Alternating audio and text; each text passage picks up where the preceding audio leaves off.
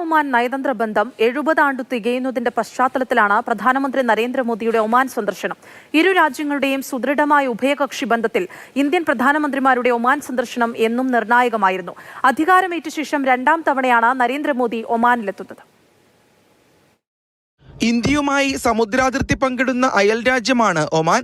1955 ഒമാനുമായി India ഔദ്യോഗികമായി നയതന്ത്ര ബന്ധം സ്ഥാപിക്കുന്നത്.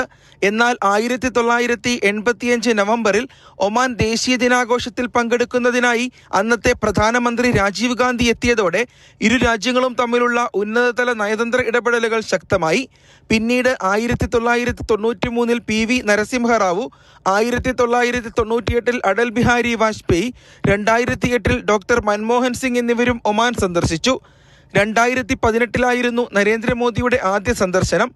1985 ഒപ്പുവെച്ച സൈനിക പ്രോട്ടോകോൾ, മസ്കറ്റ്, സലാല, ദുഃഖം തുറമുഖങ്ങളിലേക്കുള്ള പ്രവേശനം, സംയുക്ത സൈനിക അഭ്യാസം, പ്രത്യേക സാമ്പത്തിക മേഖലയിലെ ഇന്ത്യൻ നിക്ഷേപാവകാശം എന്നിവ നിർണായകമായി.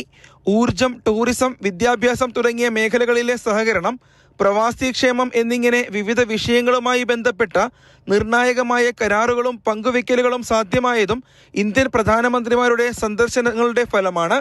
70 വർഷത്തെ സൗഹൃദം ഇന്ത്യ ഒമാൻ വാണിജ്യ വ്യാപാര ബന്ധത്തെയും ശക്തമാക്കിയിട്ടുണ്ട്. സമഗ്ര സാമ്പത്തിക പങ്കാളിത്ത കരാറാണ് ഇനിയുള്ള നിർണായക ചുവടുവയ്പ്. ഷൂറ കൗൺസിൽ അംഗീകരിച്ച സാഹചര്യത്തിൽ കരാർ ഒപ്പുവെക്കുമെന്ന് ഏതാണ്ട് ഉറപ്പാണ്.